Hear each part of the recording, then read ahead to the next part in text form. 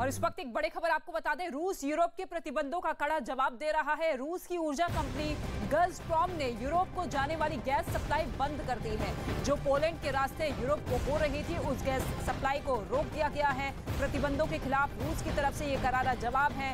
Europe की gas supply को बंद कर दिया गया है रूस की एक गैस कंपनी की तरफ से।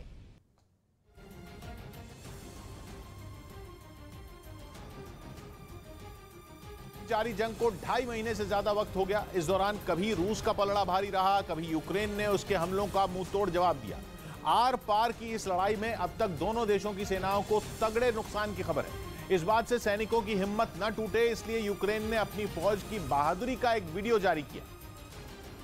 इसमें उसने अपने गरजते टैंकों को दिखाया, जिन्होंने रूस की फौज को इलाका खाली करने पर मजबूर कर दिया। तो दूसरी तरफ रूसी चेकपोस्ट पर भी उसने कहर बरपाया। इसके बाद उसमें कुछ रूसी टैंक नजर आए, जिनकी अहमियत यूक्रेन के फौजियों ने कबाड़ के बराबर कर दी। उनमें एक भी टैंक चलने की हालत में नहीं बचा। साथ ही जमीन पर आमने सामने की लड़ाई में रूसी सैनिकों को धूल चटाने के लिए उनके फौजी गोलियों की बौछार करते दिखाई दिए।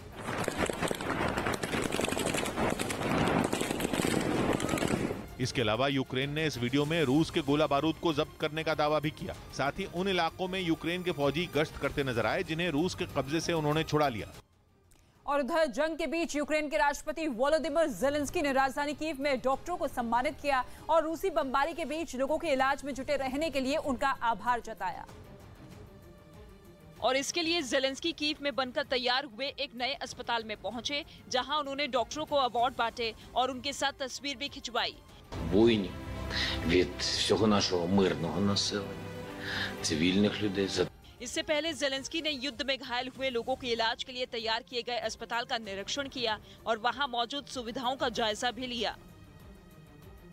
अज़ोवस्ताल स्टील प्लांट में रूसी सेना और यूक्रेन के सैनिकों के बीच जंग और भी भीषण हो गई। स्टील प्लांट को रूस की सेना के हाथों में जाने से रोकने के लिए यूक्रेन के सैनिकों ने पूरी ताकत झोंक दी और इसी वजह से वहां करीब 1 महीने से दोनों सेनाओं के बीच छिड़ी लड़ाई और तेज हो गई।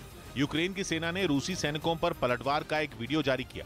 यूक्रेन की सेना के मुताबिक रूस के सैनिक एक दीवार के पीछे छिपकर स्टील प्लांट की इमारत के बेहद नजदीक पहुंच गए।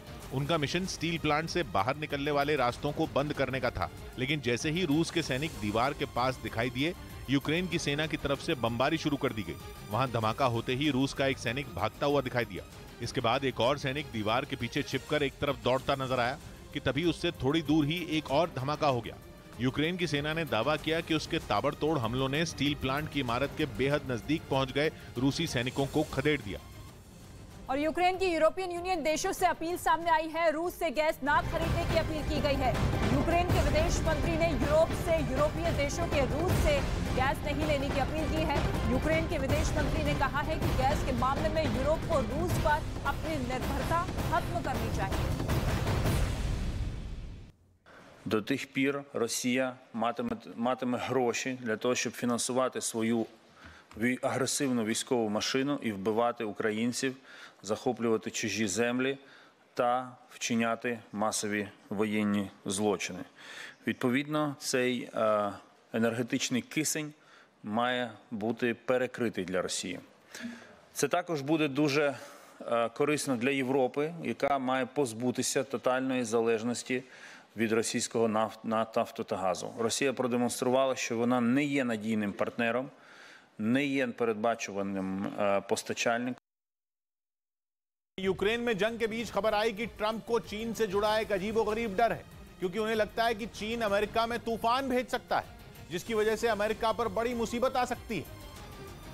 और इसीलिए ट्रंप ने अमेरिकी अधिकारियों से इससे जुड़ा सवाल पूछा था। ये दावा एक रिपोर्ट में किया गया, जिसमें ट्रंप के एक सहयोगी ने बताया कि जब वो अमेरिका के राष्ट्रपति थे तो उन्होंने पूछा था कि क्या चीन के पास तूफान बनाने की तकनीक है। ट्रंप के कार्यकाल के इस अधिकारी ने अपना नाम न बताने की शर्त पर यह जानकारी दी और बताया कि ट्रंप ने 2019 में ये सवाल एक बार नहीं बल्कि कई बार पूछा था। यही नहीं, रिपोर्ट में यह भी लिखा गया कि ट्रंप ने 2019 में कहा था कि अगर चीन ने अपने यहाँ बनाए तूफान अमेरिका भेजे तो युद्ध हो सकता है। यही नहीं, उन्होंने अपने अधिकारियों से इससे निपटने की तैयारियों के बारे में भी बात की थी। मतलब ये कि ट्रंप को एक अजीबोगरीब डर था, जिसे यूक्रेन में जंग के बीच उन्हीं के एक करीबी अधिकारी ने जग जाहिर कर दिया। कहा जा रहा है कि ये बात पता चलने के बाद ट्रंप का खूब मजाक उड़ रहा है और लोग पूछ रहे हैं कि क्या सच में ट्रंप को लगता है कि चीन तूफान बना सकता है। और उन्हें अमेरिका भेज सकता है। ताइवान और रूस से दोस्ती के मुद्दे पर इन दिनों अमेरिका और चीन अक्सर आमने सामने आ जाते हैं। समंदर में दोनों के टकराव की खबरें भी कई बार आई हैं। लेकिन ट्रंप का खौफ इन सब से परे है। उन्हें तोपों और मिसाइलों से नहीं, चीन के तूफानी हथियार का डर है। दावा किया गया कि ट्रंप सोचते हैं कि चीन मानव निर्मित तूफान बना सकता है, जिसे रोकने के लिए परमाणु बम का इस्तेमाल करना पड़ सकता है। उनका 2019 में अमेरिकी अधिकारियों से बातचीत का एक वीडियो भी सामने आया, जिसमें वो खुलकर इस बारे में बात करते दिखे। वीडियो में उन्होंने 2019 में अमेरिका की अलग अलग जगहों पर आए तूफान के बारे में बात की और दिखाया कि कैसे ये तूफान आगे बढ़ा। कहा जा रहा है कि इसी दौरान उन्होंने अपने अधिकारियों से चीन के मानव निर्मित तूफान, मतलब एक ऐसे तूफान के बारे में बात की थी जिसे इंसान बना सकता है। हैरान करने वाली बात तो ये कि ट्रंप ने जो ख्याली पुलाव पकाया, उसमें उन्होंने तूफान पर परमाणु हथियारों से बमबारी करने का प्रस्ताव तक रख दिया था, जिसके पीछे उनका तर्क ये था कि बमबारी से हवाएं थम जाएंगी और तूफान शांत हो जाएगा। वैसे ट्रंप से पहले अमेरिका के एक वैज्ञानिक ने भी ऐसा ही प्रस्ताव रखा था। हालांकि प्रस्ताव बरसों पहले 1950 में लाया गया था और अमेरिका में बार बार आने वाले चक्रवाती तूफानों को रोकने के लिए उन पर बम गिराने की सलाह दी थी। अमेरिका के जिस वैज्ञानिक ने 1950 में ये सुझाव दिया था, उसका कहना था कि तूफान जहां से शुरू होता है वहीं पर उसे रोकने के लिए बमबारी कर देनी चाहिए, जिससे वो वहीं तितर बितर हो जाएगा और आगे नहीं बढ़ पाएगा। कहा जा रहा है कि ट्रंप का लॉजिक भी यही था, लेकिन वो प्राकृतिक नहीं बल्कि इंसान के बनाए तूफान के बारे में बात कर रहे थे। ज्ञानवापी मामले में कोर्ट कमिश्नर नहीं बदलेंगे। वाराणसी की सिविल कोर्ट ने फिर ज्ञानवापी मस्जिद के सर्वे का आदेश दिया और कोर्ट कमिश्नर को भी बदलने से मना कर दिया। सर्वे की कार्रवाई विधिपूर्ण तरीके से विधि के परिधि के अंतर्गत की जाएगी। झारखंड सरकार ने आईएएस अधिकारी पूजा सिंघल को गिरफ्तारी के बाद सस्पेंड कर दिया। पाकिस्तान के प्रधानमंत्री का पद संभालने के बाद शहबाज शरीफ ने पहली बार लंदन जाकर अपने भाई नवाज शरीफ से मुलाकात की। दिल्ली के पास यूपी के इंदिरापुरम इलाके में एक बुजुर्ग से एक बदमाश ने चेन छीन ली। ब्रेंडन मैककलम को इंग्लैंड की टेस्ट टीम का मुख्य कोच बनाया गया। और यूक्रेन पर रूस की सेना के हमले लगातार 79वें दिन भी जारी है। रूसी सैनिक यूक्रेन के शहर दर शहर हमले करते नजर आ रहे हैं। मारिउपोल शहर बमबारी से पूरी तरीके से तबाह हो चुका है। वहीं ओदेसा में रूसी मिसाइल ने शहर के सबसे बड़े शॉपिंग मॉल को निशाना बनाया। मिकोलाइव और अजोवस्ताल का भी यही हाल है। हर तरफ बमबारी से हुए बर्बादी के निशान ही नजर आ रहे हैं। इस बीच कोरोना महामारी आने के 2 साल बाद उत्तर कोरिया में कोरोना वायरस का पहला केस मिला।